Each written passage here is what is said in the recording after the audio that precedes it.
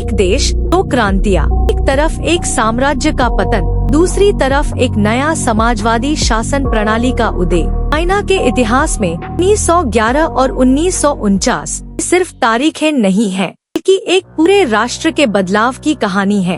चलिए जानते हैं इसे। मंचू एम्पायर के पतन से शुरू होकर माओ जेडोंग के नेतृत्व में एक नए चीन का जन्म हुआ। 1800 के आखिरी दौर में चाइना था किंग एम्पायर के अधीन कमजोर और भ्रष्ट शासन। पश्चिमी शक्तियों का आक्रमण, आंतरिक विद्रोह और जनता का गुस्सा अब धीरे धीरे जमा हो रहा था। 1911 में शुरू हुई सिन्हाई रेवोल्यूशन। इस आंदोलन का नेतृत्व किया सुन यत्सेन ने। उन्होंने कोमिंतांग यानी नेशनलिस्ट पार्टी की स्थापना की। एक लोकतांत्रिक चीन चाहते थे। उनके 3 मुख्य सिद्धांत थे: राष्ट्रवाद, लोकतंत्र, जन कल्याण। इस क्रांति के जरिए हजारों सालों पुराने साम्राज्यवादी शासन का अंत हुआ।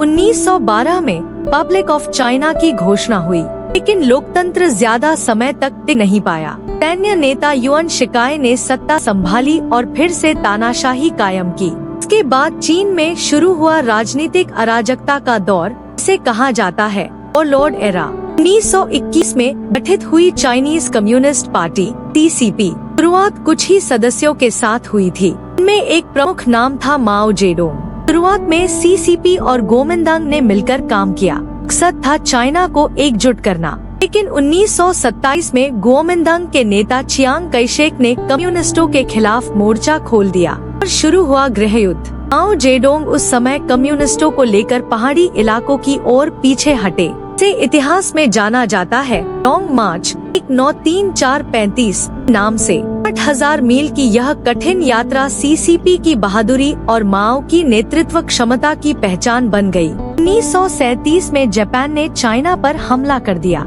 शुरू हुआ दूसरा चीन जापान युद्ध, सेकेंड साइनो जापानीज वॉर। कोमिंतांग और कम्युनिस्ट पार्टी एक बार फिर अस्थायी रूप से एकजुट हुए जापानी आक्रमणकारियों का सामना करने के लिए। लेकिन यह युद्ध CCP के लिए एक रणनीतिक अवसर बन गया। कम्युनिस्टों ने ग्रामीण जनता का समर्थन जुटाना शुरू किया। भूमि सुधार, स्थानीय प्रशासन जैसी पहलों के जरिए द्वितीय विश्व युद्ध के बाद फिर से शुरू हुआ गृह युद्ध 1946-49। माओ जेडोंग के नेतृत्व में कम्युनिस्ट सेना, इसे कहा जाता है पीपल्स लिबरेशन आर्मी, ने गोमिंतांग को एक के बाद एक लड़ाई में हराया। 1 अक्टूबर 1949 को बीजिंग के थियाननमेन स्क्वायर में माओ ने घोषणा की, चीन की जनता अब उठ खड़ी हुई है।